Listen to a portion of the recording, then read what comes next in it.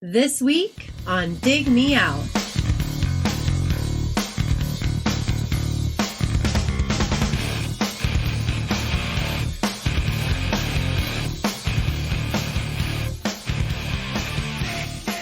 With your hosts, Jason Zia and Tim Minichi.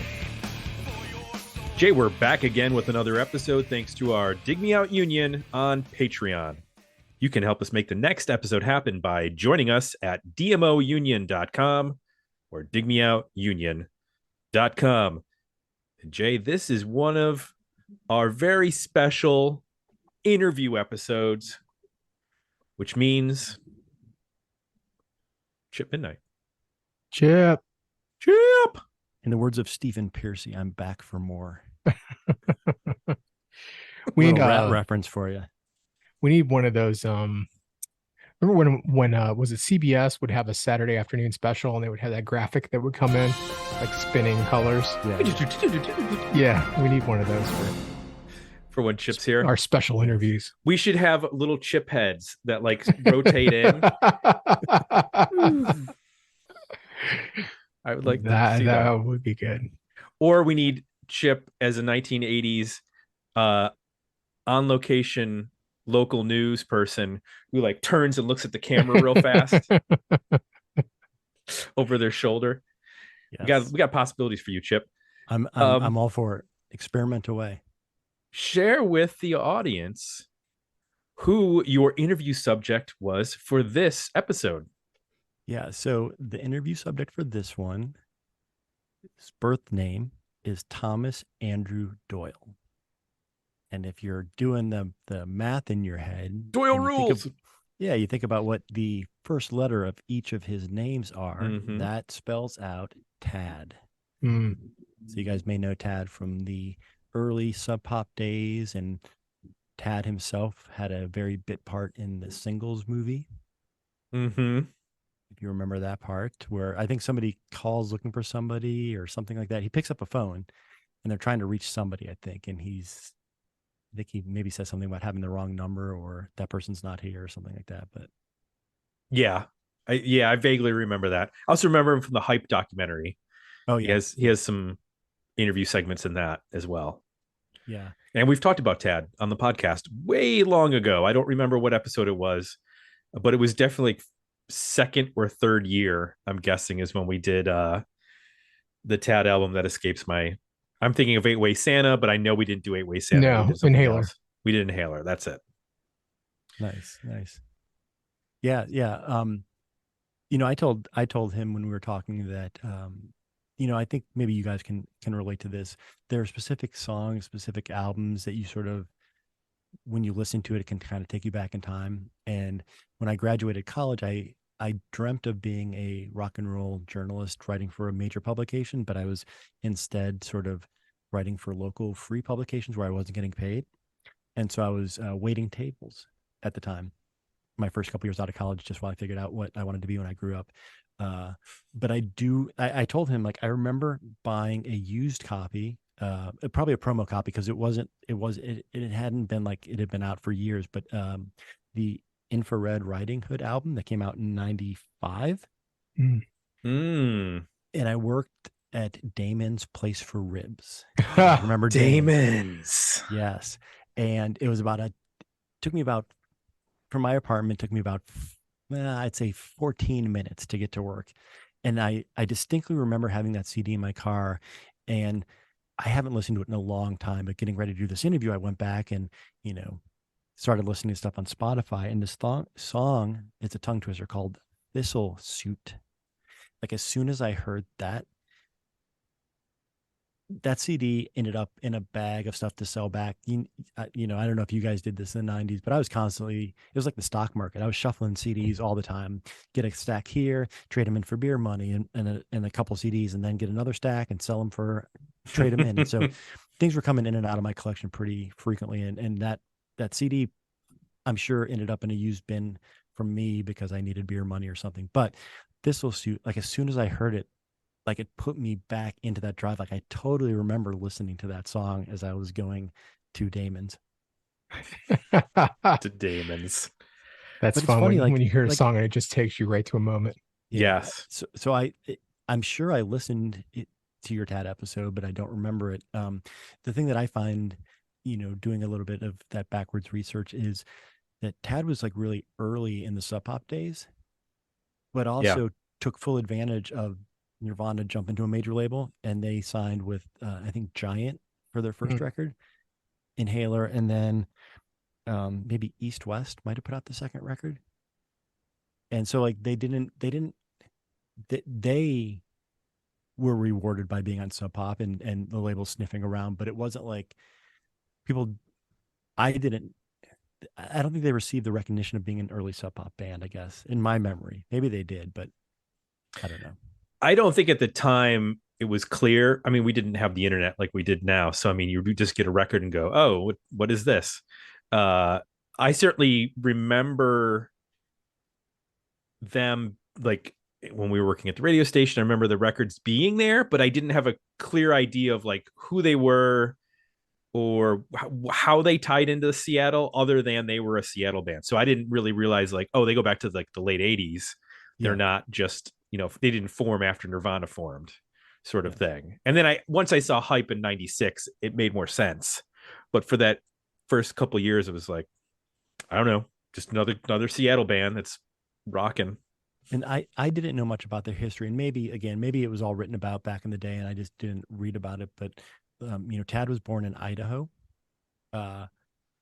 He said that to go see bands, he drove to Seattle or Vancouver or Portland, and that was like an 8-hour drive. So it wasn't like he just hopped in his car and drove up the highway. So it was, those were really cool stories that he tells me sort of at the start of the interview about how a kid from Idaho ends up being in a grunge band that signed to Sub Pop.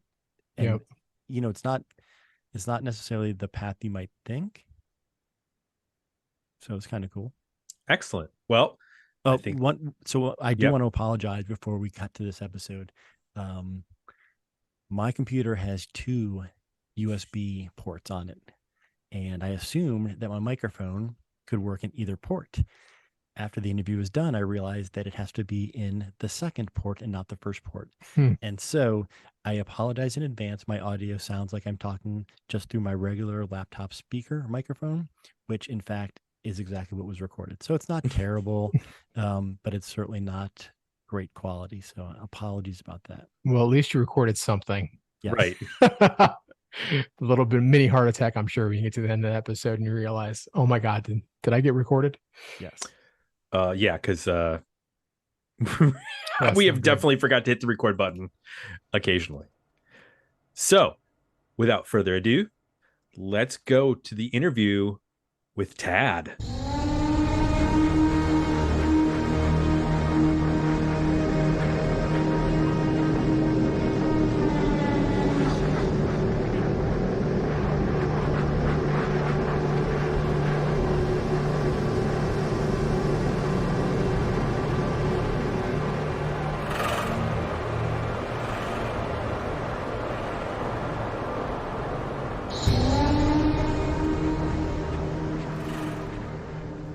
All right, so I am here with Tad Doyle from the band Tad. Welcome to the Dig Me Out podcast.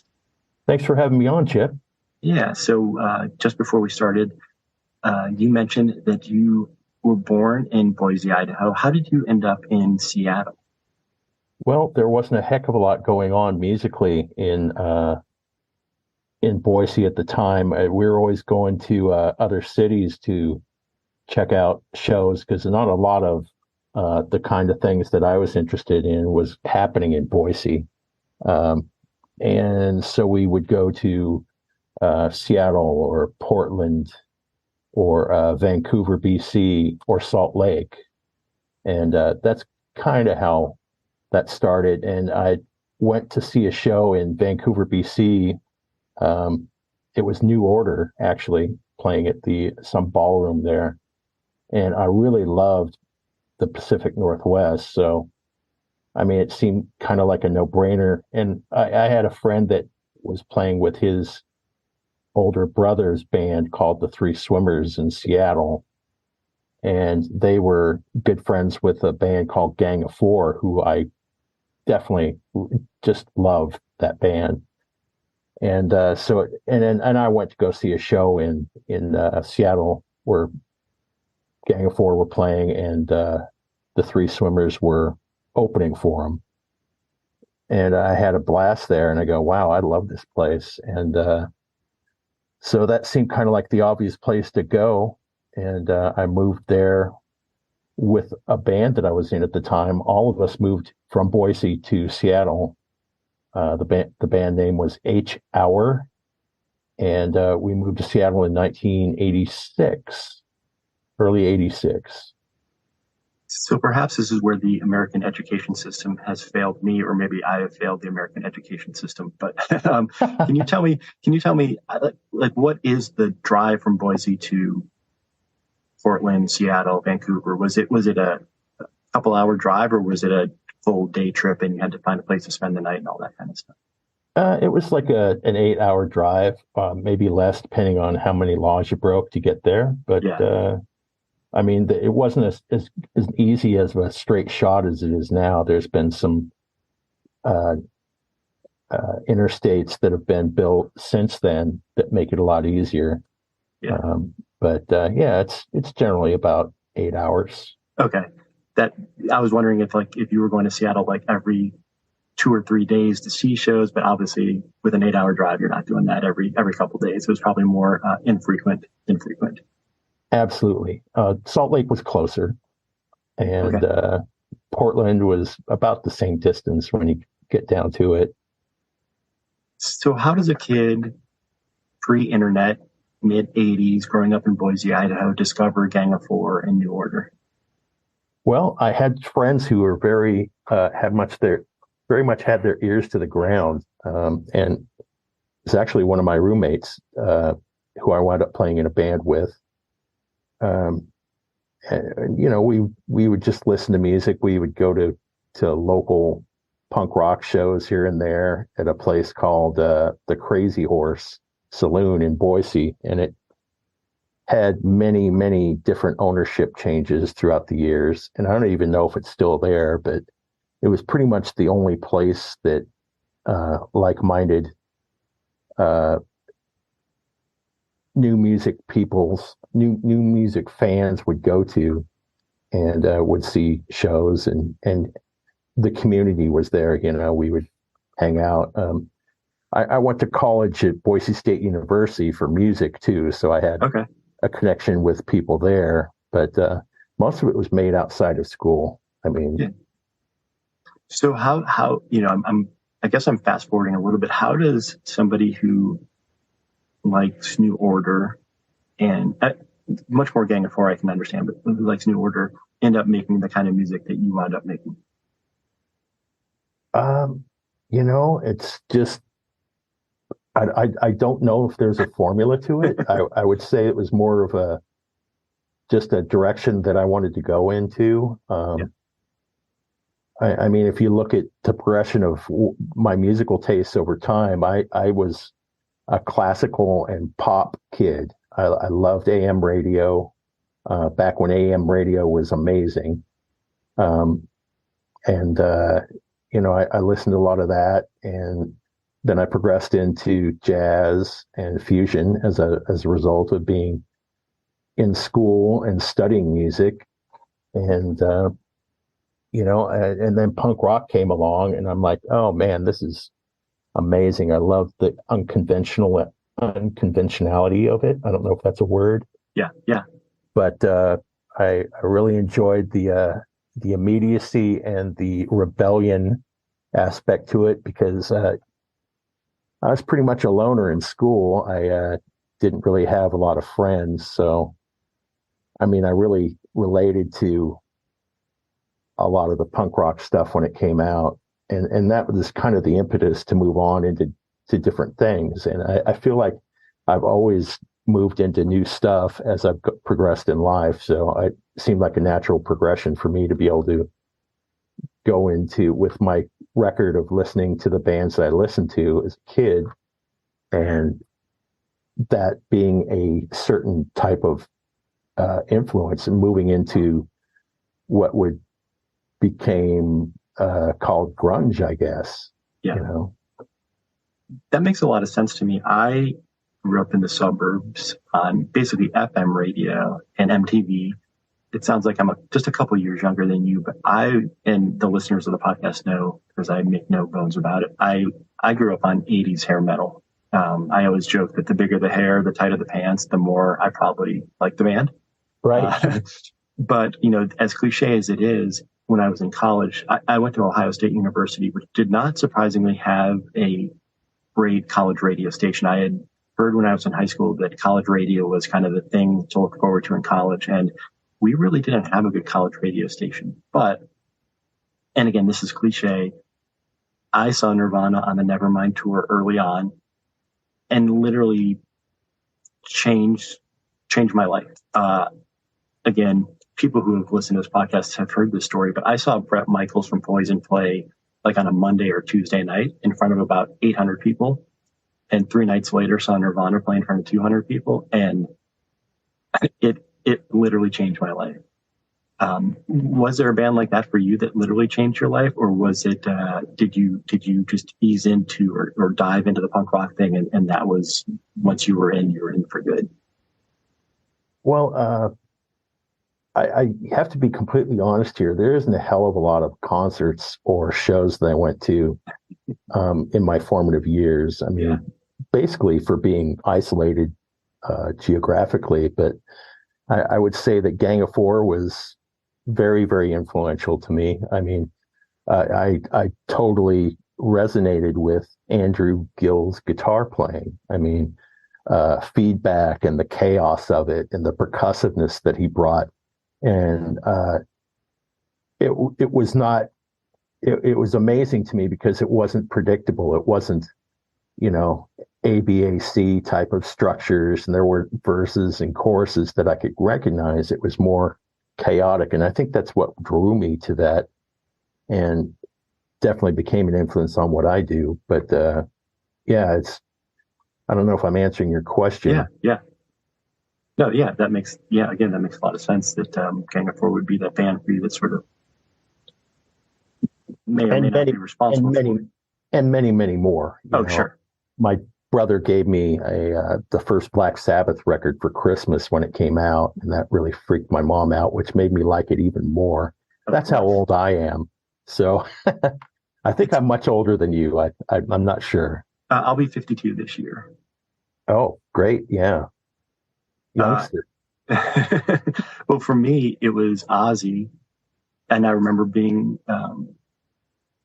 my Ozzy story is that when I was in 5th grade, I lived in Connecticut when I was elementary school, and a girl had moved to Connecticut from California, and all the 5th grade boys had a crush on her. And my best friend at the time lived pretty close to her. And so we would often walk by her house hoping to catch her attention. And she had an older brother who would always be out in the yard playing football. And so as a way for us, our 5th grade minds to integrate ourselves into this girl's life, we started hanging out with her brother, and her brother was a big Ozzy fan. And at the time, we were listening to REO Speedwagon and Journey and The Police, and we both went out and bought Blizzard of Oz and sort of studied up on it, and it became like we became obsessed with it just so that we had a reason to stop by her house and talk to her brother in hopes that someday she would come outside.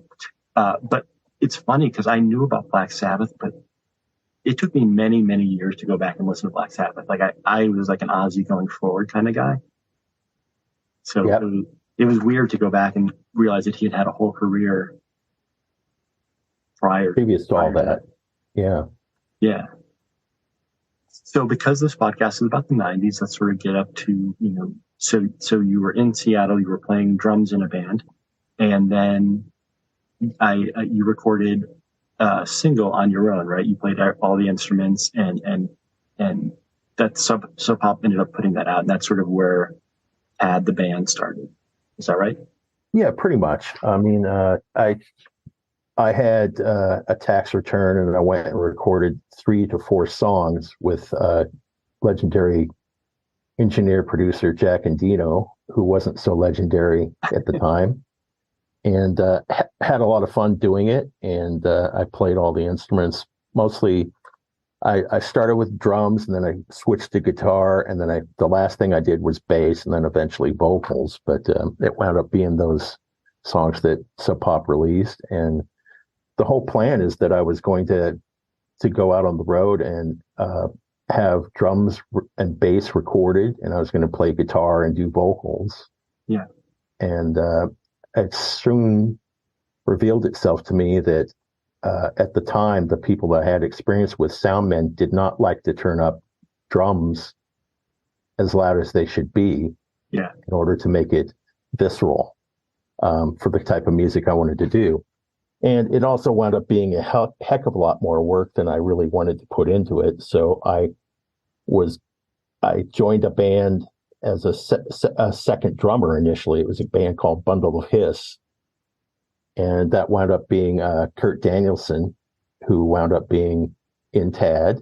Yep. And the drummer was Dan Peters, who wound up being in Mudhoney. And that was their band together. And another guy named Jamie Lane, who was playing guitar. And it was also revealed that my drumming style didn't really work well with Dan's. So I said, well, I've been playing guitar lately. And the guy said, well, hey, why don't you just bring your guitar rig and we'll start messing with that. And they all liked what I was doing. So we put out a few recordings as Bundle of Hiss towards the end. I got in towards the very end of the band. Yeah. And then it was a no-brainer to just grab Kurt. And when I decided that I wanted to do Tad, which wasn't going to be called Tad, I didn't even like the name of the band being my name initially, but through many discussions, we decided, okay, it's going to look great on posters. It's going to be short, simple, and easy to remember. But that wasn't the reason. But yeah, and Kurt knew a guy named Gary Thorstensen, guitar player, and he was friends with Jonathan Poneman of SubPop, and he was actually in a band with Jonathan at one point. And I knew a drummer from a band called Death and Taxes who was mind-blowingly great, and still is. His name's Steve Wiederhold, also known as Steve Weed. And that's kind of, we figured that we would just get together and jam and see what happened. And within 2 or 3 weeks, we had a record ready to go and record, and we recorded it with Jack and Dino. So those songs, For God's Balls, were less than a month old when we recorded them.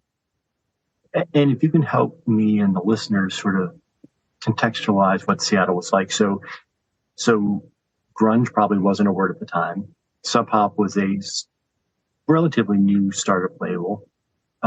Were there hopes and dreams, and were you thinking that this is going to be a viable thing, or was this just a couple guys who were hanging out, who got along, who played well together, just going to record something for the sake of history, to have something, or was the dream really to see how far you could take it when you first started? Well, for the band Tad, once we started playing together and recording, it wasn't, from my aspect, it was my point of view, we weren't trying to do anything except be low end heavy, crushing, rhythmically intense. And a lot of people probably won't recognize this, but we're very influenced by soul music and funk, and that groove that soul and funk had really played into what the band Tad was doing as a band. And we just wanted to be, the punk rock aspect of it came in. It's like we wanted to be obnoxious and be scary, pretty much. Be scary sounds that would either repel people or make them want to come closer. Yeah. So it's funny you say that, because I do recognize the melody, and like, I don't know that I would have said I recognize the funk and the soul, but I remember the first time I ever saw the Melvins, and I saw them open for Tomahawk, Mike Patton's band. And I was at the venue and I could not find a far enough corner to stand to not hear them. Like, it was just noise to me. Job accomplished. Right. Yeah. I have since come to love that band, and I've seen them a number of times, and I definitely appreciate and recognize what they're doing and can totally get into it. But when I was seeing them then, it was, and it sounds like almost like that's what you were going for as well when you started. Yeah. Well, I came late to the game with Melvins, although we were pretty much in the same geographic area. I had heard of them, but actually many years previous to that, the Melvins came to Boise and played at that little punk rock club I was talking about. Yeah. And a lot of my friends walked out and said, God, if I wanted to hear Black Sabbath, I would have, took a time machine back to 1972, and there's, and I'm like, well, whatever. I was on the fence about what they were doing, and it's, since then, it's like I realized the genius of the Melvins, and definitely love them as musicians and as a band and all that. But that's the thing, is they're great musicians, and when I first saw them, it's just they turned it up so loud that I think I was completely unprepared for the wave of loudness. But when you boil it down, yeah, they're great musicians, and it's not just for the sake of noise. Yeah, definitely. And sometimes you never know. With Buzz, it might be just for the sake of noise. True. You never know. True. So you put out your first couple of albums on SubPop, and again, kind of putting us into that world. Did it feel like there was something special happening at the time? Did it feel like a volcano ready to explode, or was it just these guys that you were playing, not just in your band but other bands that you're just going out to see, going out, drink beers with, hanging out with? Was it just like more of a fraternity, or did you see that these bands were all just ready to explode?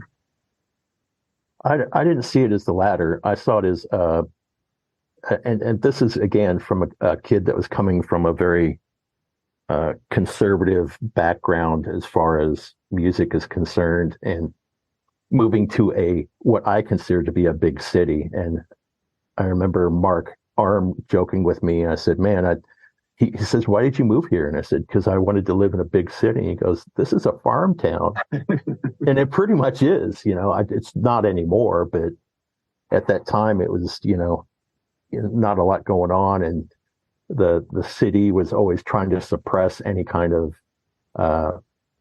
art and music for God knows whatever reason. But it was hard to get all ages shows going here in Seattle, and I don't know if that's changed at all. But it's we would go see each other's bands, and that's basically who was going to the shows then. I mean, there wasn't a lot of outside people going to local shows because I think most everybody had a job, and a life. But me being a musician, I've always been challenged by employment, so that's what I do, and that's where my heart is, and I think that's what drew us all to each other. And there's just a handful, maybe 2, 3, 4 places at most to play out in front of your friends, other than house parties. Yeah. And while Seattle may have had like the bigger buildings and the bigger population, in some senses was it sort of like Boise in that, like, I don't know tour routing very well, but I would imagine that Seattle sort of on the outskirts of any sort of tour routing. So were you not getting a ton of shows coming through there? Well, it started to. It started happening, 88, 89, more shows started coming through because there was actually venues that they could get booked into. And those were the 3 to 4 clubs that I mentioned at the time that were happening. And it was, we'd have a few underground acts come through. I mean, the bigger ones, it was very polarized. There was either a band that nobody knew about except for a few people, or there was the Poisons that would play bigger venues, and those were always seemed to be favored because I think it just came down to the venues that would put on those types of shows were paying taxes and were a part of the civic duty of Seattle for whatever reason. And they were, I'm not shitting on anybody's parade, but it was safer music. Of course. And I've always been drawn to more extreme stuff. Personally, I can't speak for anybody else, but that's where I was at. Yeah. So you're putting out music on SubPop, and as somebody, like I mentioned earlier, I was a writer I started in the mid 90s. Do you remember, and do you care about, and do you seek out when people were writing about your music? Do you remember like getting that first review somewhere, maybe by somebody that you didn't know? Yeah. And that was mostly because of SubPop. They were really good about collecting all that info, and they had the vision. I mean, they had a vision of like, we're going to go here with this. And the joke that they're going to, their whole slogan was, we're our quest for world domination. And, it was kind of a joke, but at the same time, there was some energy behind that. And I think that's what they went after. And certainly they got serious about it, and there was a publicity department eventually, and it wasn't just a bunch of their friends that were helping them out, but it became friends that were working for them and actually getting paid something to do what they were doing. Yeah. And it was a perfect storm of just really cool stuff that happened. I'm glad I was able to be here and be a part of it. So I think it's a testament, right, to putting the work in as a label, putting the work in as a band could eventually pay off for you at some point. Yeah, and I don't know if that's as realistic of a thought now in today's environment. But I mean, at that time, I don't know what year the internet came around, but I think it was 93, maybe 92. I don't know. I know that we had to, whenever we toured, we had to use actual maps at that time. And there was no smartphones. I am constantly amazed at those days and wondering how did I get from place to place without the benefit of my phone? You just did because you had to. Yeah. I have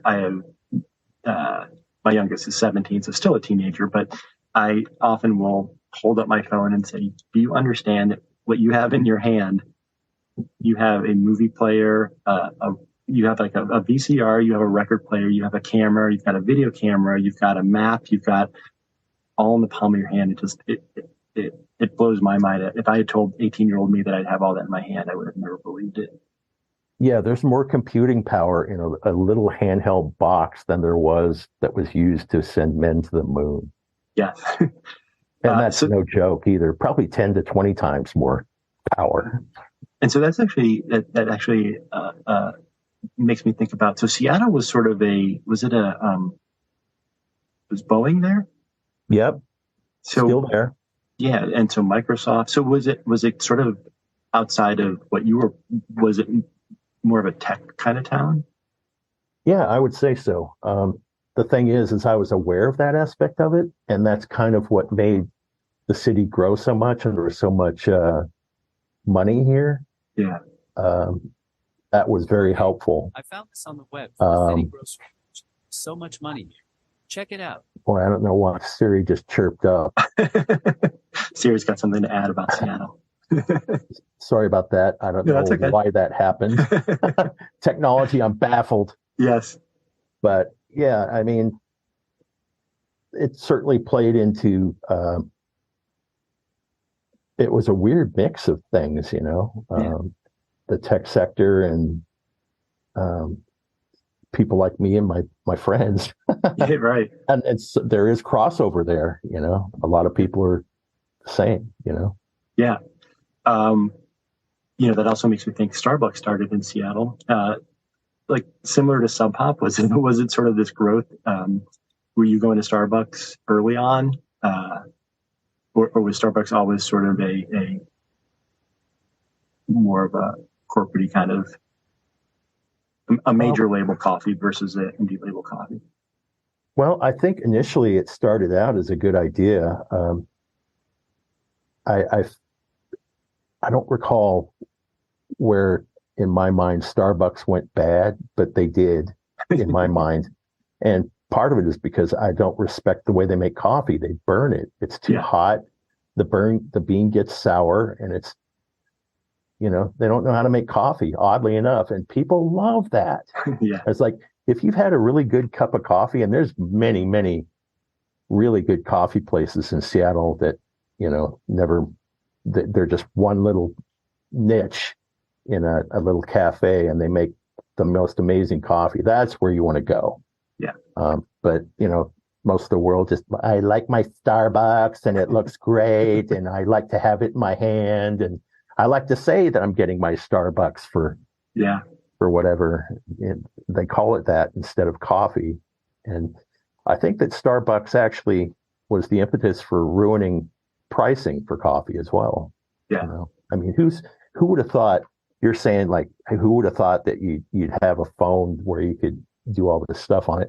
Who would have thought that people would be paying upwards of $4 to $20 for a cup of coffee? Right. You know, which is insane. I remember my father saying, if I got to pay 10 cents for a cup of coffee, I'm not buying it.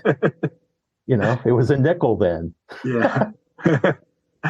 Well, so, you know, I think this does have some parallels to SubPop, right? Because all of a sudden, I'm trying to remember my history lesson. You lived it, but Soundgarden was sort of the first band to break out of the SubPop and sort of bring like big, huge attention to the label before Nirvana. Is that right? Yeah, I'd say they're definitely at the time they were probably the model of what SubPop was doing. Yeah. And then to your point, you know, and I'm definitely guilty of it. After I discovered Nirvana, then kind of went out and looked for the SubPop, you know, sticker on albums and bought it because of that. It's similar to being the Starbucks. Like, I'm going to get my Starbucks cup of coffee. It was similar. I'm going to buy whatever SubPop's putting out. And a lot of people did that, and there's nothing wrong with that mindset. I have to say. SubPop has put out a lot of amazing music, and they've had their ear to the rails for a long time, and you know, there's nothing wrong with branding identification with logos. Yeah. So what led to you leaving SubPop and signing to Giant? Well, we wanted to a couple of things. We wanted to have bigger budgets to be able to spend more time in the studio, which we felt was an interesting proposition. And we also wanted to get our art out to a broader audience, which we felt that SubPop was limited in that respect. And we weren't alone in that. You know, that's the same reason that Soundgarden moved on. That's the same reason that Nirvana moved on. Yeah. But you know, that was pretty much it. I mean, the thought of having a bigger budget for recording was really enticing, and of course we pissed away all our money when we got a recording budget, and weren't forward thinking. Like, you know, at least a couple of our compadres had put aside some money and not used all their recording budget for recording and whatever else shenanigans they were into, like we did. Yeah. So I think that's interesting, and that is something that I hope that this podcast can help, you know, listeners understand, because it's stuff that I don't understand. And if it's not, I don't want to ask for your accounting, but can you tell me a little bit about signing to a label and and the perks of that and the kind of money you were getting. You know, I think, was it the drummer from Semisonic wrote the book about, you know, being in Semisonic and having a hit, and about how things that, at least back then, the average music listener like myself didn't realize that, you know, you're paying for the catering at your videos. You're paying for certain things that if you sign a huge record deal, that doesn't mean that you're walking out with $1 million check. It means that that money has to go back and fund the record and the tour and all the stuff. Is that right? Yes and no. In some periods of the record business, that was the truth. Like you know, you got a contract with $1 million or whatever. There were some bands that got that. But the reality of it is, most of the time, is to keep in mind, and especially if there's any aspiring musicians out there that think they're the be all end all is getting signed. And I'll preface this by saying that we had it so good with SubPop, I don't think that we should have ever left. In retrospect, you know, retrospect's always 2020, but Right. It was we had it good, and I wish, you know, had we would have stayed with it, because the label understood us. They knew who we are. We were friends with them. When we moved on to other labels, we became painfully aware that the business of music is a music business. You know, it's business. It has nothing to do with artist welfare or integrity or anything like that. So it's funny because, like, I'll have bands contact me about recording them, and I say, well, what's your goal? And they say, well, we want to make a demo so we can get signed. And I'll ask them, what does getting signed mean to you? Right.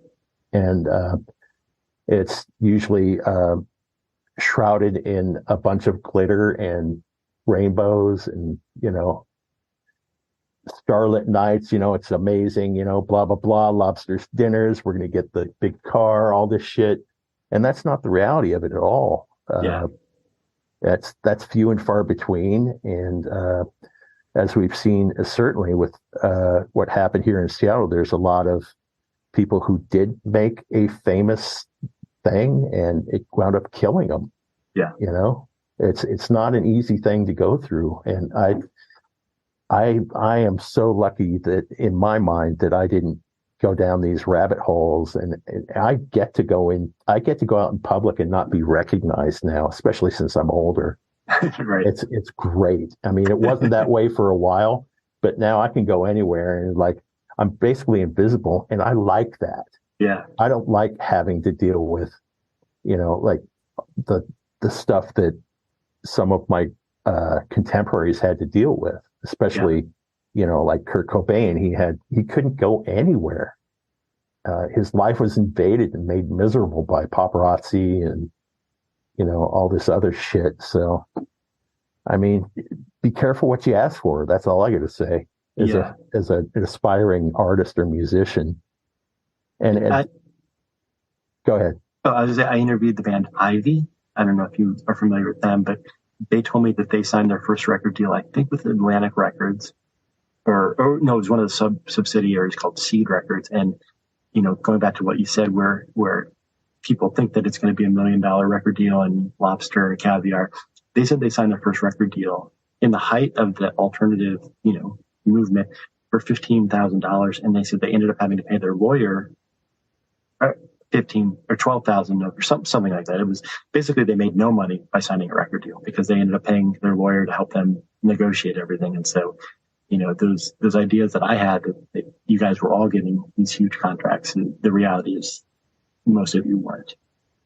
Yeah, and if, you know, you got to realize, especially new people in music, that you know, Billie Eilish is the exception. She's not the rule. Yeah. They were making records in their bedroom, her and her brother. Yeah. And they wound up making a, you know, huge amount of money and was able to take care of. But you look at how miserable she is, you know. Yeah. She's miserable. She's not happy.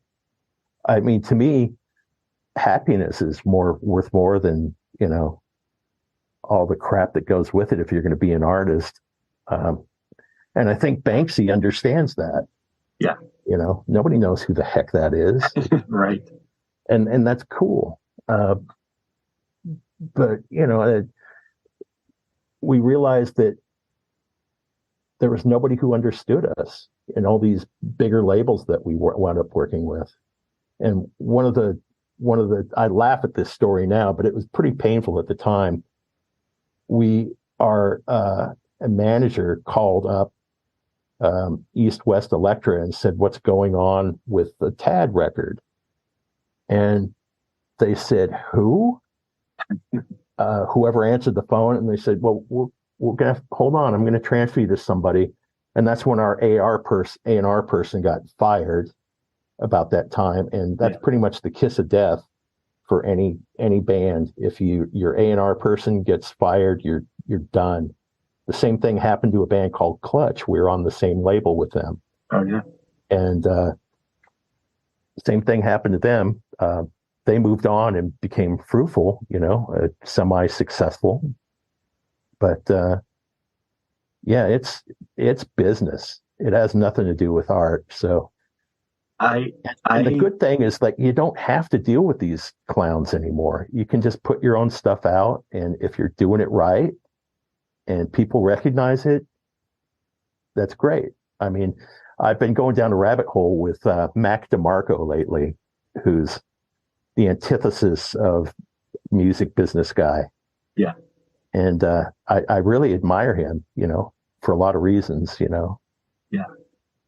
I had dreams of either writing for Rolling Stone or becoming a music publicist. And I'm glad that neither of those came true, because I remember one time being at South by Southwest and in line and hearing the people behind me that worked for a label talking about all the different showcases they had to go to and doing it with enthusiasm, like a fake enthusiasm. You could tell that they did not want to go see these bands, but it's like, yeah, I'm going to see our current pop kid, and then I'm going to go see the dance band, and then I'm going to go see the metal band, and getting into that position where to your point, where it's a business. I'm glad I avoided that. I think I would have hated my job, hated my life. Right. Yeah. And I think what I would add to that is, like, don't not dream. You got to dream. You got to have aspirations. And don't let people, you know, shit all over them, and just keep moving forward. And eventually you're either going to keep doing it, and you realize that you're doing it because you have to, and you need to, and you want to, and you're doing it for yourself. That's where the real deal is. If you're doing it for somebody else, or you're doing it to look good, or to get the girl or the guy or the car, you're probably doing it for the wrong reasons. Yeah, for sure. Do you have a ridiculous story of a label whining and dining you, or doing something that at that point you were just like, this is absolutely stupid, insane, and awesome at the same time? Well, there's many, but we were recording, I think it was in I can't remember which record it was. Yeah, it was Inhaler. We recorded Inhaler, and we were doing mixes of it. And our manager at the time said that they talked to the label and they heard the songs, and the conversation was pretty much like this. The label was saying, you know, we're not hearing any singles here.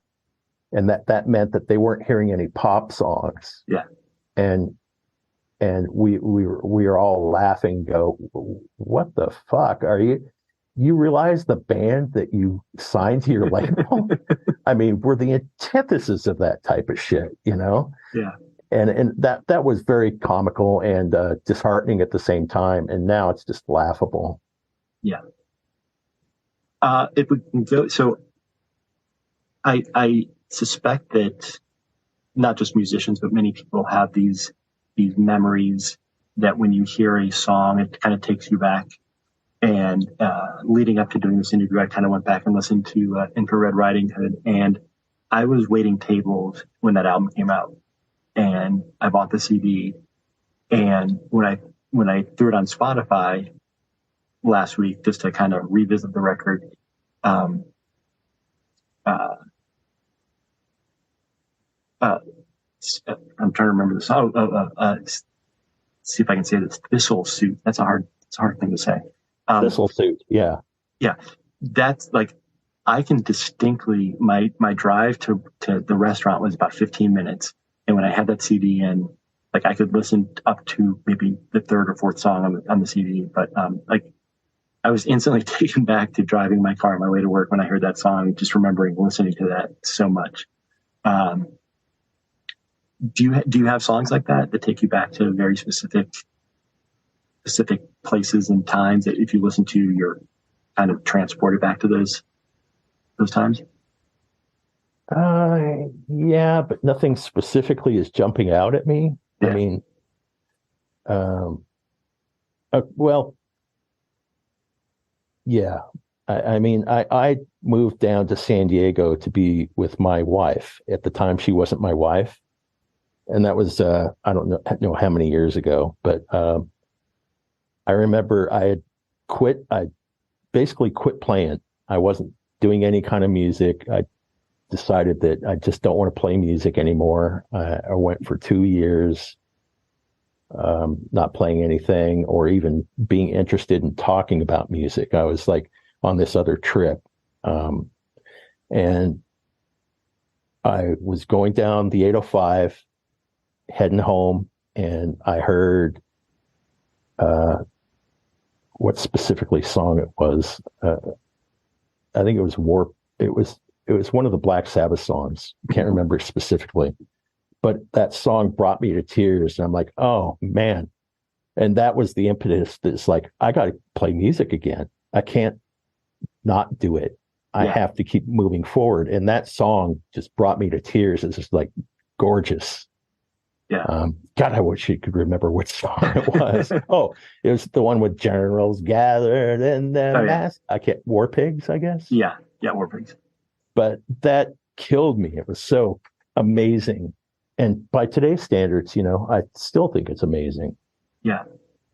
If we can jump back quickly to the '90s, so East West A&R guy gets fired, and you said that was basically the end for the most part of Tad. Well, it was the end of our relationship with large labels, I'd say. Okay. Yeah. Were you on tour at the time? I hear so many horror stories of bands being on tour and getting a call saying, your tour support has ended.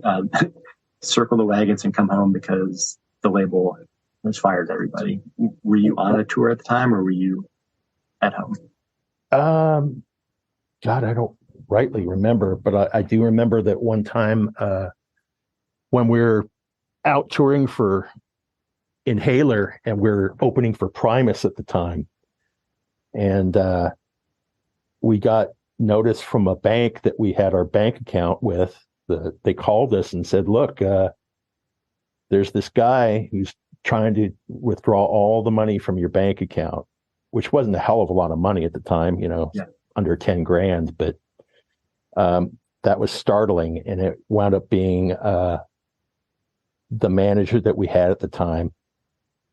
He was trying to rip us off and move on. And at that time, we fired him pretty much right away after that. And he didn't tell us that God, I don't even remember the label now that we were with at the time, Giant Warner. Yeah. That Giant Warner was upset because of the poster that we had for touring. And we didn't have anything to do with making the poster. It was their art department that made it. So like, we were baffled as to why. We just think it was kind of like a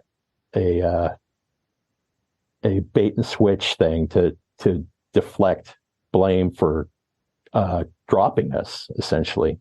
Yeah. And we're out on tour, and you hear that kind of stuff, and you're like, normally it would really mess with some band psyches, but we're just so much of in our music and being a music machine that it was like, it doesn't matter. We're going to keep moving. Who gives a shit what these people are doing?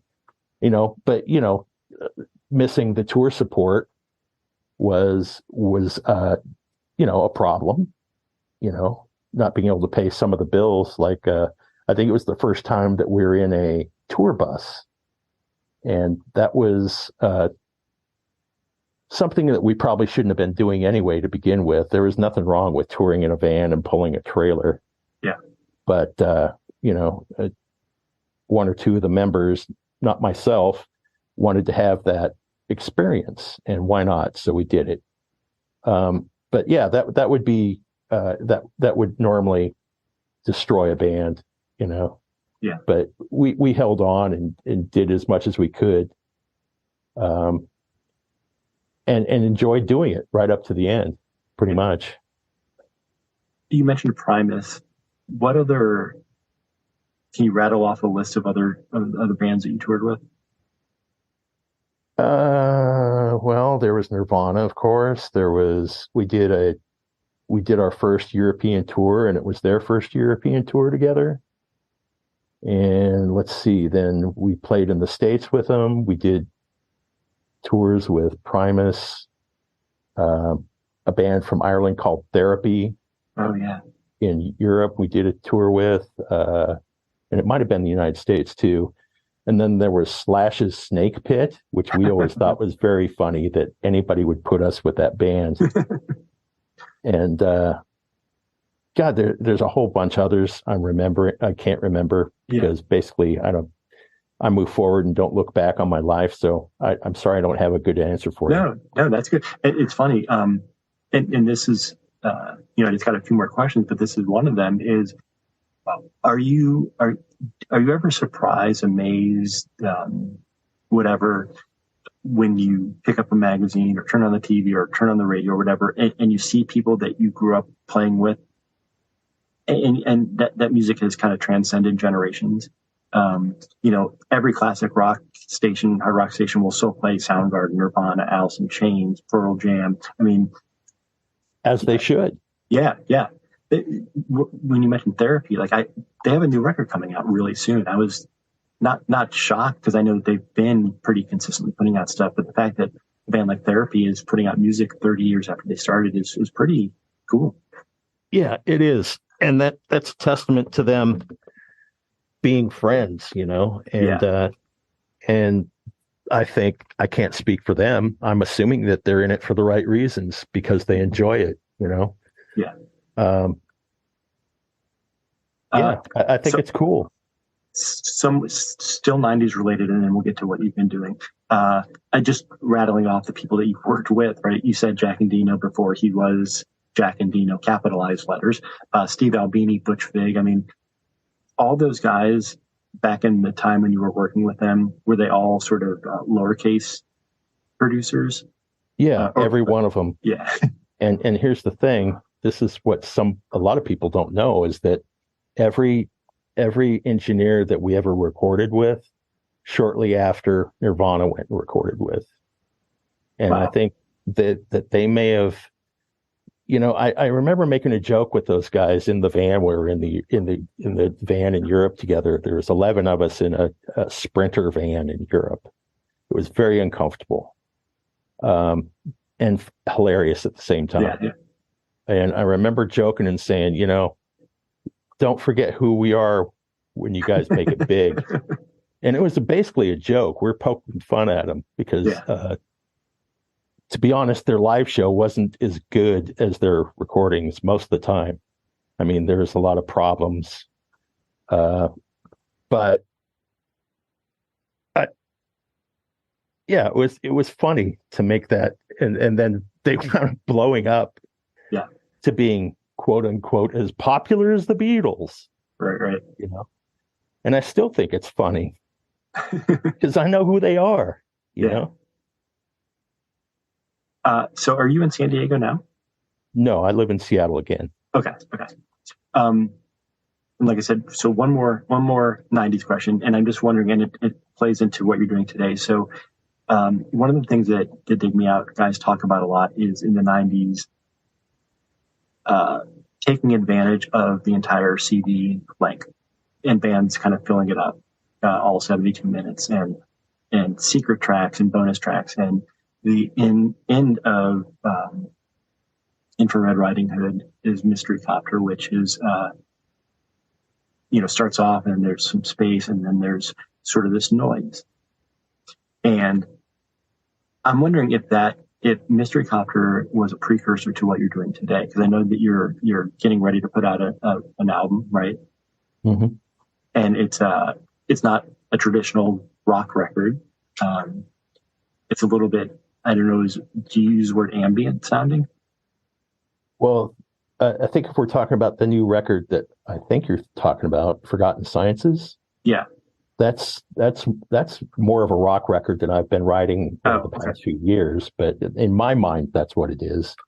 But yeah, I guess some people could call it ambient. But no, I don't think they're related. Mystery Copter or the track at the end of the CD, I don't think it's related at all. I mean, I've always been a fan of experimentation and being very noise oriented as opposed to musically oriented, which for me is the same thing, but just speaking for other people to understand. You'll have to make that decision for yourself if you listen to it. So I think I heard. I thought I saw something maybe on YouTube or something that was like a teaser for the record, and I don't remember were there vocals and. Yeah, definitely. Oh, then I definitely missed out on that. I'll go back and listen. No, there's vocals. Okay. And, well, it's not traditional vocals though. I mean, it's a lot of. I did 4-part harmony on this record, which I've never done before with myself, and there's actual lyrics and vocals being sang as well as spoken. Oh, awesome! All kinds of stuff, but I played drums on it. There's a lot of synthesizer work in it, and a lot of blood, sweat, and giggles, not tears. I had a lot of fun making it. Is it? Did you Billie Eilish it and make it all yourself in your house? Yeah, that's all I've done ever since the breakup of. Well, there's 2 bands after Tad. There was Hog Molly, which was followed right after that, and that went more into punk roots then, and then there was Brothers of the Sonic Cloth that kind of went into the doom metal stoner realm. Yeah. And so every record I've done since has been different. And, that's my goal, is always to do something fresh and not rely on formula. I think a lot of bands rely too much on doing the same thing over and over again. And I think they have to do that for identification purposes so that their fan base doesn't disappear. I don't know what the theory is behind that, or maybe that's just all they can do. I mean, I would like to challenge myself to be the guy that tries to does something fresh every time. That's what I want to do. So you mentioned the sort of like you sort of laugh when you see the Nirvana guys or some of the other guys, because you knew where they came from and everything. Is there still, like, do you still hang out with anybody from the 90s in Seattle? Are people still around, or you guys still get together and ever go grab dinner or anything? Yeah, there's a few people. Yeah. I saw Mark Arm just a couple weeks ago at a friend's house, a dinner party thing, and it was good to see him and his wife. And I talk with Kim Thiel a lot. We keep in touch. It's usually phone. He keeps really different hours than I do. I'm usually getting up around 4 a.m. and he's usually just going to bed at 4 a.m. So it's but we're good buds, and it was fun doing the Tad Garden stuff with him. Oh and yeah, I forgot the about other Soundgarden guys. Yeah, keep in touch with a few. Do you, and I apologize for not knowing this, but do you do any sort of album anniversary celebrations? Like, do you play shows to celebrate that 30th anniversary of a release or anything? No, because here's the thing. I get a lot of emails about this too. Is like, when's there going to be a Tad reunion? And SubPop's asked me numerous times. And I'm like, well, I don't think there's ever going to be one. I don't feel that I'm in the same space that I was then when I was making that type of music. And I think in a lot of ways it wouldn't serve up to the legacy that we created, you know. And I always like to say is, you know, to people who write me and say, you know, why isn't there a Tad reunion? I always say, well, why weren't you there when we were playing? You know, or were you? Maybe you were, who knows? Yeah. But, you know, there's the YouTube record, you know, there's a lot of old shows that are available there. But I mean, I always, whenever I get done with something, I'm done with it and I move on and I move forward and don't look back. And I think there's way too many bands. In my opinion, there's a lot of bands that have stayed together way past their welcome. Yeah. As far as I'm concerned. I won't get into naming, but there's a lot of obvious ones out there. For sure. But yeah, who knows? So as I mentioned to you before we started the recording, is that Dig Me Out is all about the overlooked, underappreciated albums from the 90s. And so I like to ask the artists that I interview for your recommendation for an album that maybe the hosts can review someday. Is there anything that you just simply can't understand how more people didn't hear about it from the 90s?